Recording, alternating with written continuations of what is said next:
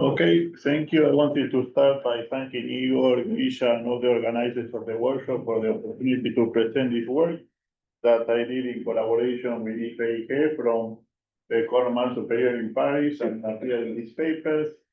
So we're trying to understand the strong couple dynamics of pions directly from QCD without using any experimental input. Summary of the talk, I'm going to say what exactly we want to do, and with this bootstrap and review, maybe already Jan review some of the bootstrap, and then what is our setup and what results do we get.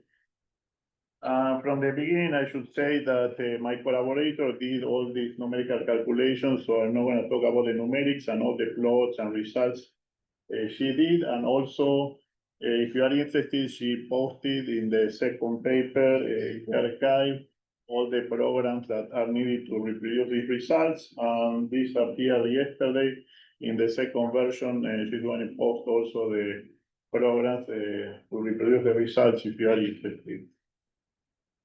So by QCD, I'm going to consider just as we initially discussed generically and asymptotically free gauge theory, but I'm going to talk always about 3 colors and 2 flavors. So with exact SU2 symmetry, 2 light colors, and I'm going to use only the gauge theory parameters as input, the number of color flavors, the quark mass, and lambda QCD. But I also want to assume chiral symmetry breaking and confinement, so I'm not trying to prove that. I'm just going to assume that's the case and discuss the pion dynamics. And I'm going to, from pion dynamics, I'm going to use the pion mass and the pion coupling for, but not in the infrared, as I'm going to mention later. So the problem is like this: we have a UV fixed point that can be understood with perturbative QCD. We have an infrared fixed point that is trivial but has pions, and that's if you ignore the electromagnetic and weak interactions, the only stable states in QCD, and they are stable, is the pion and the nucleon. So I'm going to ignore nucleons in this talk. That means that the only asymptotic states you can put in this theory are pions. And then at very low energy, they are weakly coupled because they are derivatively coupled. But as the coupling increases, there is a region of genuine strong coupling where you cannot use alternative QCD and you cannot use the pion Lagrangian because it's strongly coupled, although the theory is still described by pions, ignoring the nucleus. And the method we propose to do that is to consider this Gauge Theory Bootstrap, where you put the most generic scattering matrix of pions, large form factors and spectral densities, and we match them to the low energy dynamics given by symmetries and by the scale of the pion mass, and to high energy to the SBC sum root, the Sigma-Waldstein-Sakharov sum roots, and the asymptotic form factor. And it's clear that the more information you keep putting on this general theory you put in the middle from the UV, you are going to go to some unique solution. And the question is, with the information we put, is that enough or not? And I like to think of this as some kind of renormalization group puzzle, where you have many states and operators in the QCD high energies, but at low energy you only have these pions, and you have to represent all these operators as pion matrices in the pion sector. And this is very hard to do, so it's very hard to match the UV to the infrared. That's where the bootstrap finds this unique type of solution. So the standard approach is a use effective field theory approach that we also use to characterize the results. At the very, very low energy, you only have this Weinberg model or nonlinear sigma model, where the coupling, the pion coupling is F pi and the pion mass, and everything is determined by symmetry. If you increase in energy, you have to put a term with more derivatives. That was done systematically by Gasser and Louis Tiller. But the reason you have to do that is that this theory is non-renormalizable. So you cannot compute pion scattering from this theory. And because it's non-renormalizable, you get more and more couplings on higher energies, sometimes called L, as following them. But the problem is that these couplings should be computed from QCD, but in practice, they are determined from experiments. So that's one of the problems. The other problem is that even if you put more and more terms above 500 MeV, let's say, this Lagrangian doesn't work anymore. So that's the problem we want to solve. We want to compute these L's from QCD using the SVC sum rule. And we want to study the dynamics of pions where this Lagrangian is no longer valid.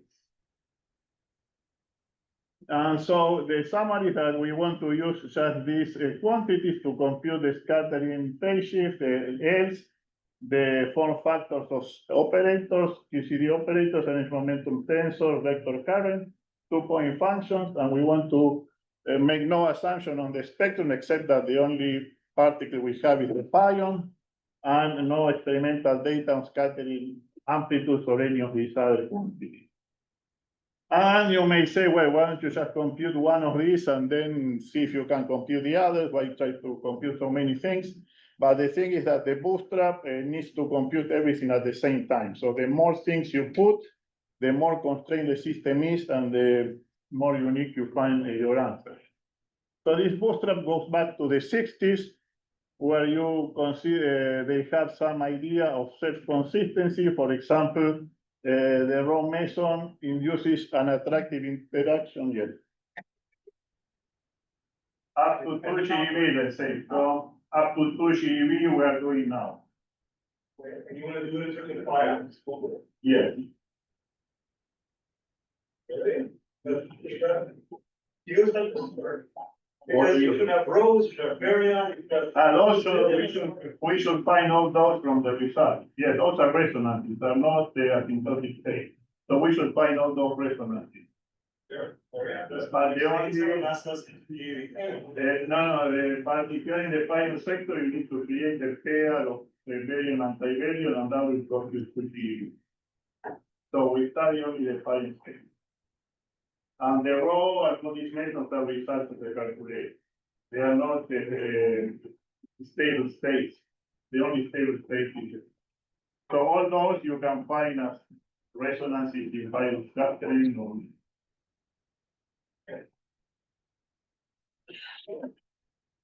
Okay, so the Rho is, well, yeah, so I mentioned the Rho. Was thought produce an attractive interaction between the pions. But this attractive interaction gave rise to a resonance, which was the Rho itself. So it was some of self-consistency, but was known when later discovered the correct theory is QCD.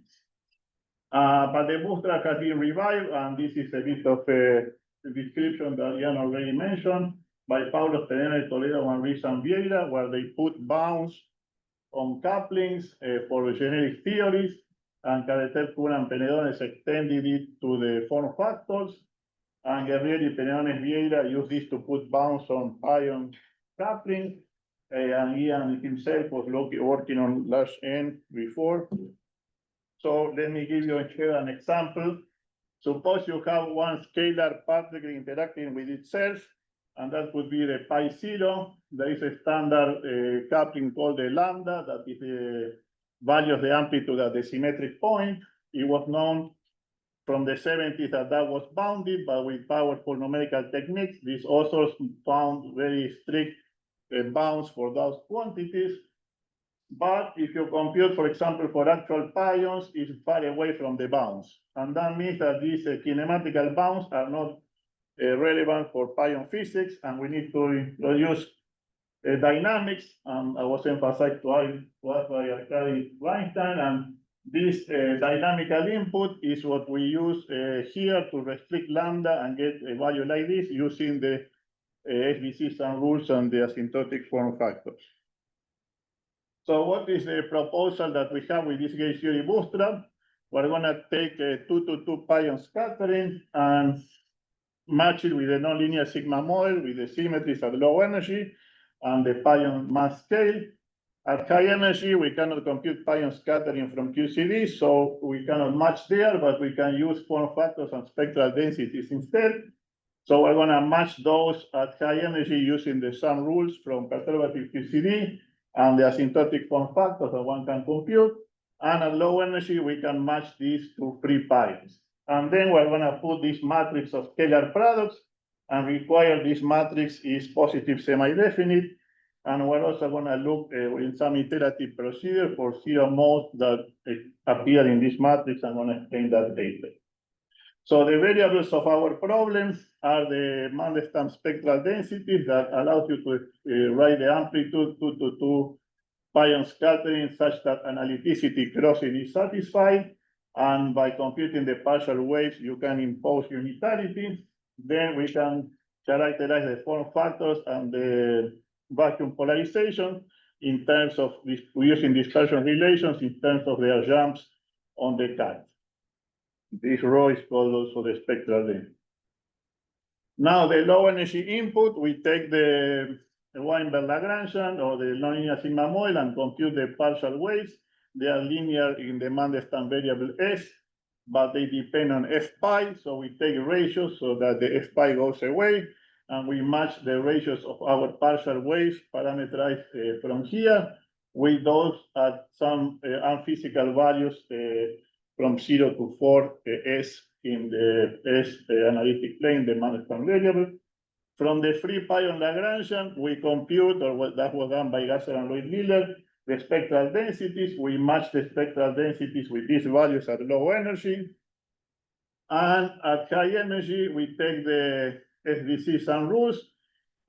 These, we know the SDC sum rules are a good way to understand hadronic physics from QCD and gives good results for masses and things like that with some assumptions of the spectrum. Here, we're not making any assumption of the spectrum. So that's already something we know is good. So we put the spectral density here and we integrate around this, let's say, red contour. Because you multiply by an analytic function and it's analytic, the integral is 0. And this relates the integral of our variable rho, here, the spectral density, with some integral here that you can compute in a perturbative QCD. This is called the finite energy version of the sum rules. The asymptotic form factors can be computed using the method of the Page and Brodsky. So the physicist, you have a pion coming to you very fast and you hit it the same way a photon, and the pion has to go back intact. However, you normally will hit a quark, the quark will keep going and the rest will keep going, so the pion will be destroyed. So the probability of the pion going back intact is very small. And that's why this form factor goes to 0 at infinity, which is an important input for our calculation. Without this, these sum rules do not determine the result. The other issue is that we are matching, as I was saying, around 1.82 GeV. This form, and the form is okay, but the coefficient is being argued to vary by a factor of 3 to 5 at this energy with respect to the very asymptotic value. So this is part of something we don't know. So we are going to correct here by a factor of order 1 that we are going to change in some range to see what happens. And that means, again, that f pi that determines the radius of the pion, because it's a transverse direction, the radius of the pion is the same. So you need to know that. Depends on f pi. But as we multiply a factor of order 1, we just need the order of magnitude. Okay, so having done all that, we put it in this 3 by 3 matrix and require that it's positive, definite, but we also do an iterative procedure to look for 0 modes. So there are 2 potential 0 modes here. One is if there is no particle creation, let's say below the 4 pion threshold. If you send 2 pions come out, so the in and the out state will be the same. Because there is only one state with given center of mass momentum, isospin and angular momentum, so there is a linear combination here that is 0. The other thing is this operator has energy below the 4 pion threshold, then it can only create this state. So there is a linear combination that is 0. So there are 2 0 modes. And we have when you have a constraint that something is less or equal than 0, for example, the eigenvalues of this matrix has to be positive. The 0 mode is the boundary of the space. And you look at the boundary of the space by maximizing along the gradient. We keep computing, maximizing along the gradient until the result converges. And the intuition, and this is for future work, and hopefully it will work, is suppose you have a big matrix like this where you put all your pion state in and out state, and you put a lot of QCD operators acting on the vacuum. Each of these operators acting on the vacuum has to create a linear combination of these states because this is the only states you have. And so each of these will give you a zero mode. And then 4 pions will scatter into 4 pions, 6 pions, or 2 pions. And so there will be linear combinations here that are zero. So eventually, if you do this and look for the zero modes, you are going to learn how to represent QCD operators acting on the vacuum in terms of pion states. Okay, so what are the results of this calculation? If we have this lambda that I mentioned before, that was allowed to vary between -8 and 3, basically. If you impose the infrared and the UV dynamics for particular value of the asymptotic form factor, I'm gonna again go back to that later, is much restricted. The minimum value is this, that's the maximum value. The other thing we do is we check, we take a random set of variables that satisfies the constraint. That's actually chosen by the program, so the program chooses some value, and that's for that, those particular values of the variables, lambda evaluates here. But when you iterate this procedure that I mentioned, both converge to a certain value that we take to be the value for this solution that we have. And that value, again, depends on the asymptotic form factor, but if for given infrared input and UV input, or mostly UV input, you get some result. Now, if we look at the partial waves, and these are up to 2 GeV, these triangles are the values for the phase shifts for the S0 wave, P1 wave, S2 wave, S1 wave, and the S2 and D2 waves as a function of energy. And the black dots are the experimental values. And the lines are phenomenological interpolations by this author.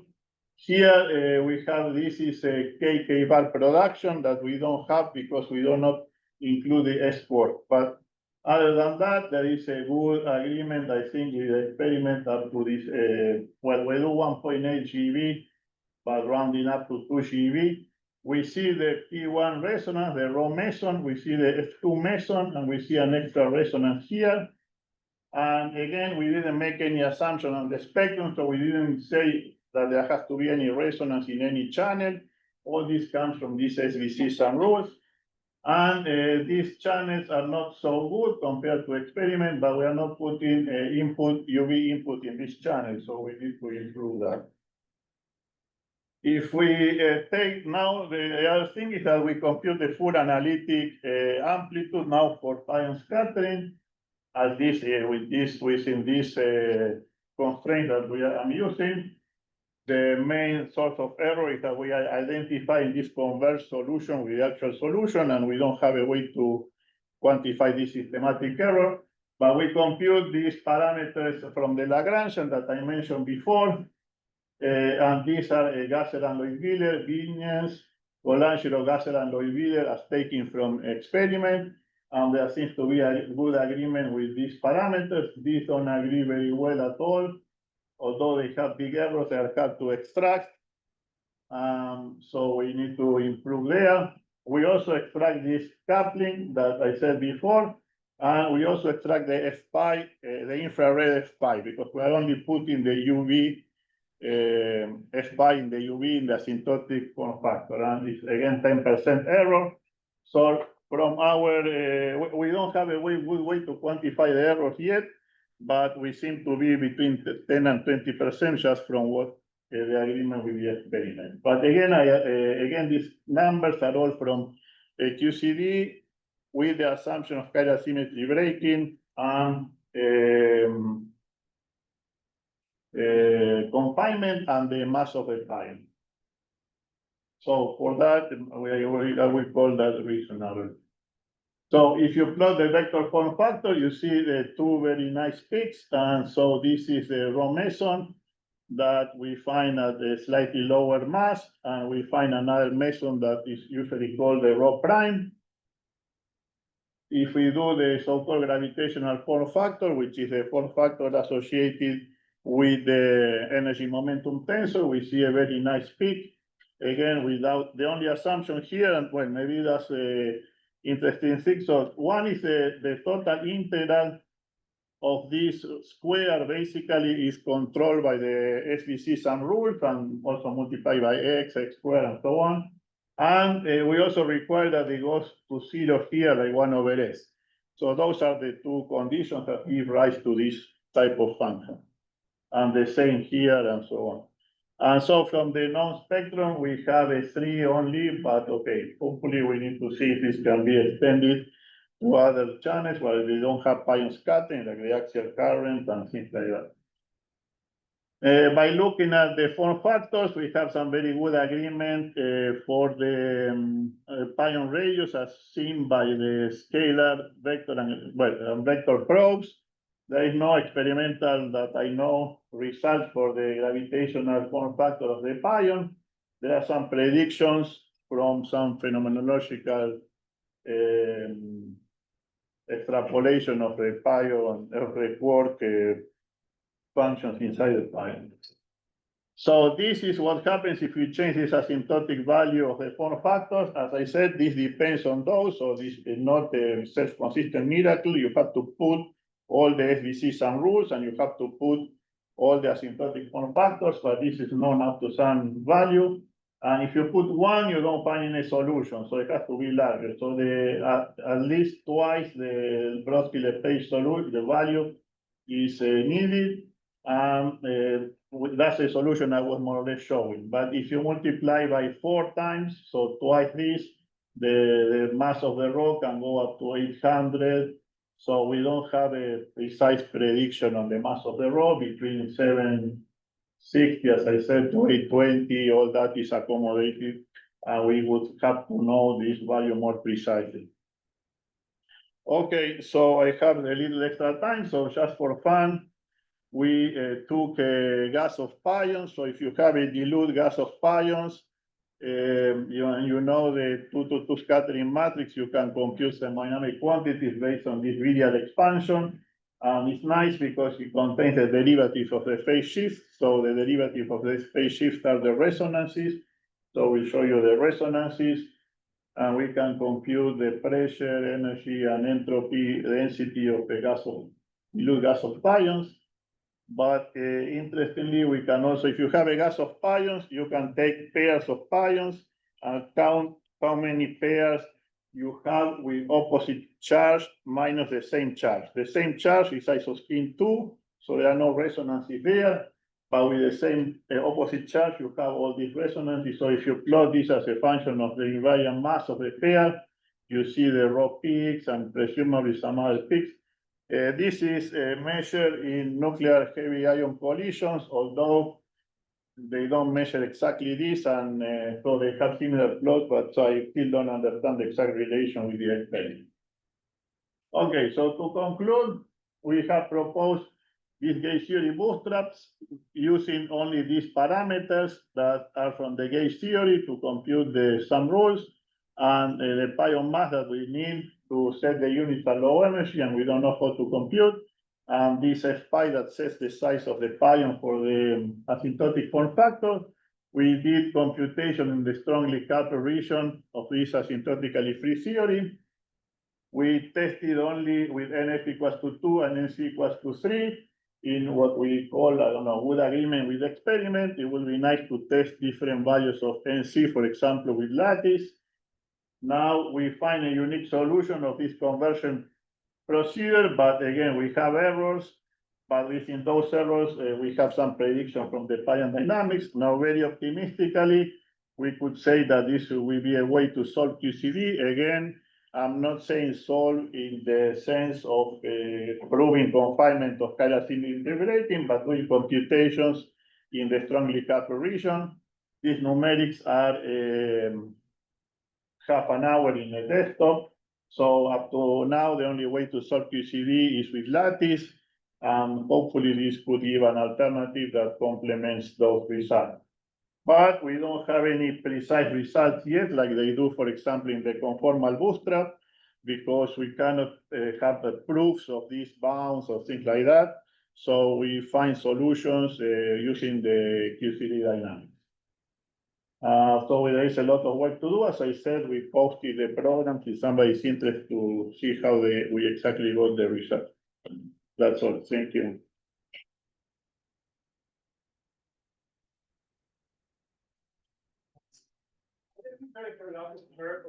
So you said NF, be like 15 or 14. Well, yeah, so that's one problem is that I would like to know that. So if you increase NF to 3, then you have that instead of 3 pions, you have 8, so you have different representations of SUNF that get more complicated. But when NF becomes large, like you say, there may be a way to introduce, I don't know how to do it. If you know how to do it, I would like to know, but many people ask me, but to introduce it as a continuous variable, introduce the low energy dynamics without having to use the representations of phases. Why I'm asking, the reason that I'm asking is if the NF was really very large, well, not very large, but like, as much as I said, 15 to 14. That's definitely a wrong window, so the assumption the trade would be wrong. And it'd be very interesting to see something go wrong in the method. By making the assumption we know is wrong, then these things go wrong in the bootstrap. Yes, yes. So, if I keep NC3 and I increase NF, they will not be asymptotically free anymore. So, yeah, I don't know that. But I can include also increase NC and NF at the same time. This NC can set up, stay in the time. Yes, so I need to know, yes, so already we don't know how to, well, we know, but it's hard to do NF equals to 3 because you have to introduce more multiplex of SU3, so, but, so that is important to include kaons. For example, people are interested in kaons and we don't know how to do that. Well, we know that how to do it, but you have to add a lot of amplitudes, pi to kk bar, pi k to phi k and all that. But so there may be a way to do it if NF is large or ignoring that. I don't know how to do that. Hi. You mentioned that you can have state, include more states, for example. Yes. 4, 5, whatever. On the other hand, you also can add more some rules, right? I mean, because you can go for say, fire dimensional operator, whatever. It's one that, you know, when you're going to prove accuracy, right? I mean, all of this stuff is like, you know, what is possible. So, because you are trying to work out some kind of working scheme, right? How to Yes, yes. And to improve in accuracy, which direction it would go. Yeah, so you could improve, put, as you said, more operators for the same partial wave. But yeah, so we are trying to look, for example, at the S0 where you can use, well, we are using the scalar, so Q bar cube, but we could use also trace of energy momentum tensor, let's say. But we are gonna try to do that. One problem is that, okay, you are adding more constraint, but you are also more freedom. So you are hoping it will go into the more constraint and not into the more freedom. So that's something to try. We don't know if it's going to improve or get worse. Suppose it's still constrained because. Yeah, still constrained. Yes. Yeah, it's still constrained. So presumably.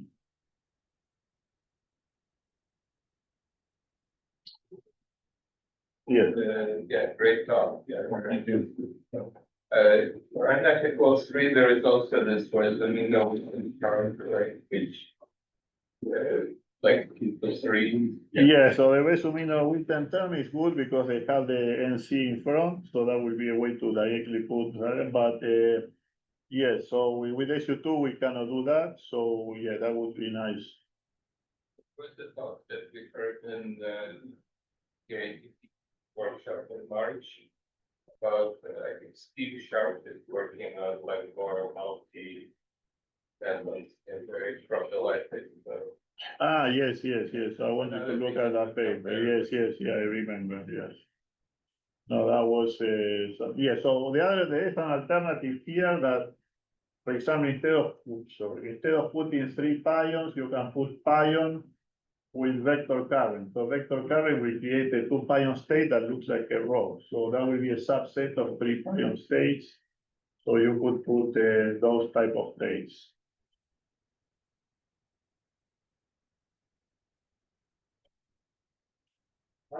So, thank Mark again.